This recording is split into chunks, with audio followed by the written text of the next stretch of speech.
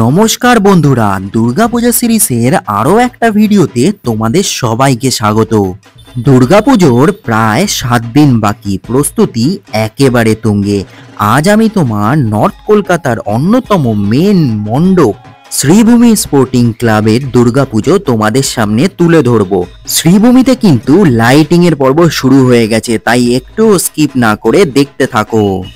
এই দিকটায় ভালো করে খেয়াল করো তোমরা, রামকৃষ্ণ, সারদা মা আর দক্ষিণেশ্বরের যে চিত্র সেইটাকেই এখানে ফুটিয়ে তোলা হয়েছে।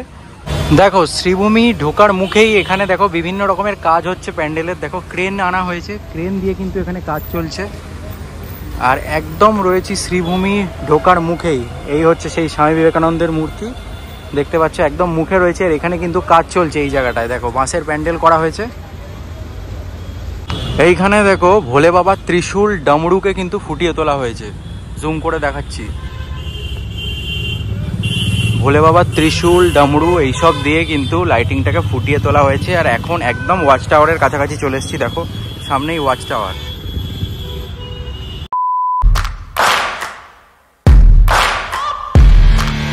বন্ধুরা, দুর্গাপুজোর কথা উঠবে আর শ্রীভূমির নাম আসবে না তা তো হয় না। আজকে আমি এখন চলে এসেছি শ্রীভূমিতে, আর শ্রীভূমির পূজার যে প্রস্তুতি পুরোটাই তোমাদের সামনে তুলে ধরবো। A to Z সবকিছু বলবো। আমরা সবাই জানি মণ্ডপে কিন্তু প্রতিমা চলে এসছে। চলো, শ্রীভূমি কিন্তু সেজে উঠতে শুরু করে দিয়েছে। চলো সামনে যাই, সামনে গিয়ে সবটা তোমাদেরকে দেখাচ্ছি। দেখো রাস্তাঘাট দেখো, অপূর্ব সুন্দর লাগছে। রাস্তাগুলো ধীরে ধীরে কিন্তু সেজে উঠতে শুরু করেছে। সামনে যাই, যে মেন যে গেট ওখান থেকে তোমাদের দেখাচ্ছি সব। চ্যানেলে প্রথম হয়ে থাকলে তোমাদেরকে বলে রাখি, আমি ঋত্বিক, তোমরা দেখছো রেতিমণি ব্লগস। দেখতে থাকো। এই দিকটায় ভালো করে খেয়াল করো তোমরা, রামকৃষ্ণ, সারদা মা আর দক্ষিণেশ্বরের যে চিত্র সেইটাকেই এখানে ফুটিয়ে তোলা হয়েছে। অপূর্ব সুন্দর কারুকার্য করা হয়েছে দেখো। আর এই হচ্ছে গেট। এরকম গেট কিন্তু অনেক কটাই পেরিয়ে এলাম, আর মেন গেটটা কিন্তু সামনে রয়েছে। এই জায়গাটা দেখো কি সুন্দর মিকি মাউস দিয়ে লাইটিং করা হয়েছে। রাত হলেই কিন্তু এইগুলো জ্বলে, অপূর্ব সুন্দর করেছে। এই কনসেপ্টটা আমার দারুণ লেগেছে, বাচ্চাদের খুব ভালো লাগবে।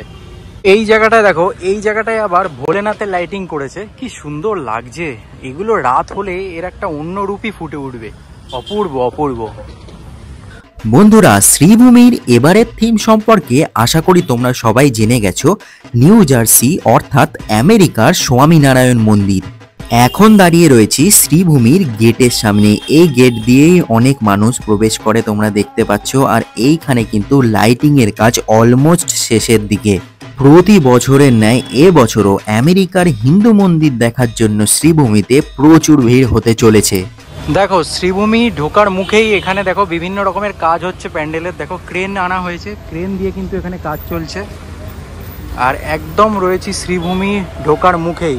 এই হচ্ছে সেই স্বামী বিবেকানন্দের মূর্তি, দেখতে পাচ্ছ একদম মুখে রয়েছে। আর এখানে কিন্তু কাজ চলছে এই জায়গাটায়। দেখো বাঁশের প্যান্ডেল করা হয়েছে। আমি যদি দেখাই তোমরা বুঝতে পারবে, এই বাড়িগুলোতে কিন্তু অলরেডি কিন্তু লাইট দিয়ে সাজানো হয়ে গেছে। দেখো রাত হলেই তোমরা এখানে লাইটিং দেখতে পাবে। পুরো এই যে গলিটা আমরা জানি, মানে প্যান্ডেলে ঢোকার আগের যে গলিটা, পুরোটাই কিন্তু লাইটিং থাকে।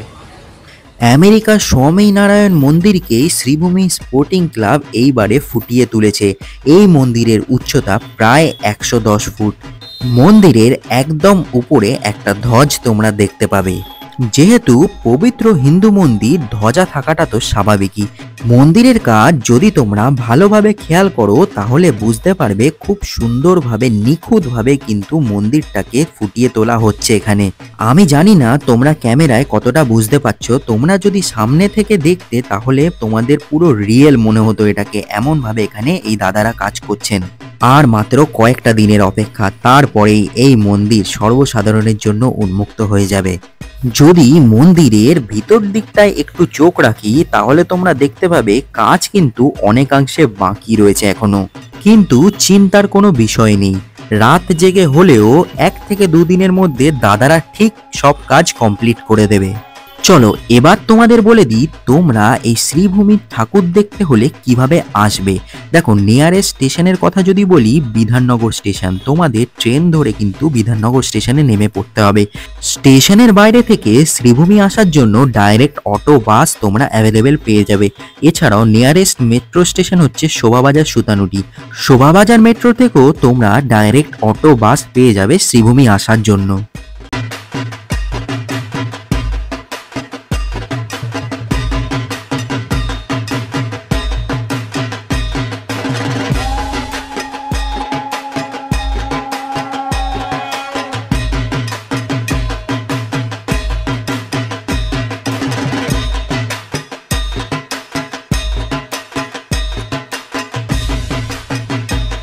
ঘড়িতে সময় এখন 6:30। শ্রীভূমিতে কিন্তু লাইট অলরেডি জ্বলতে শুরু করে দিয়েছে।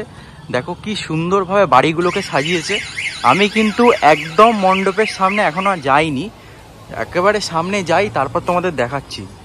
দেখো এই হচ্ছে শ্রীভূমি স্পোর্টিং ক্লাব, পুরো ক্লাবটাকে কিন্তু লাইট দিয়ে মুড়ে ফেলা হয়েছে। আর এইখানে দেখো তোমাদের প্যান্ডেল, দেখো ঝাড় লাগানো চলছে এইখানে।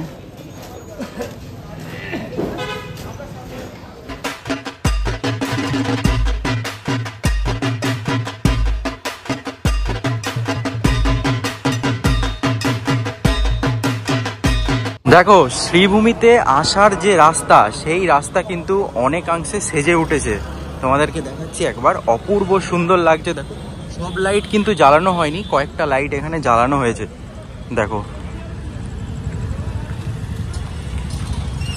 এইখানে যে লাইটিংটা আমি দেখতে পাচ্ছি এটা হচ্ছে ডিজনিল্যান্ডের লাইটিং, অপূর্ব সুন্দর লাগছে। কিন্তু সামনেও দেখো লাইটিংগুলো বেশ বড় বড় লাইটিং এবারে লাগানো হয়েছে।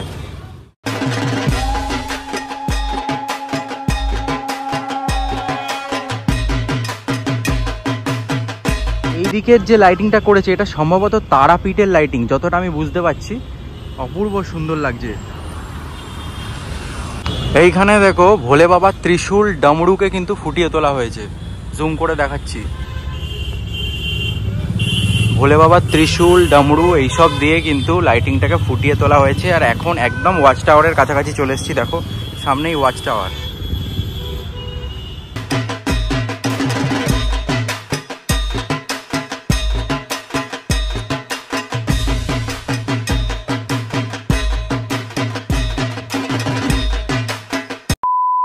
বন্ধুরা তোমাদেরকে শ্রীভূমির দুর্গাপুজো রিলেটেড সমস্ত ইনফরমেশন দিলাম। খুব তাড়াতাড়ি আবার দেখা হচ্ছে নতুন আর একটা ভিডিওর সাথে।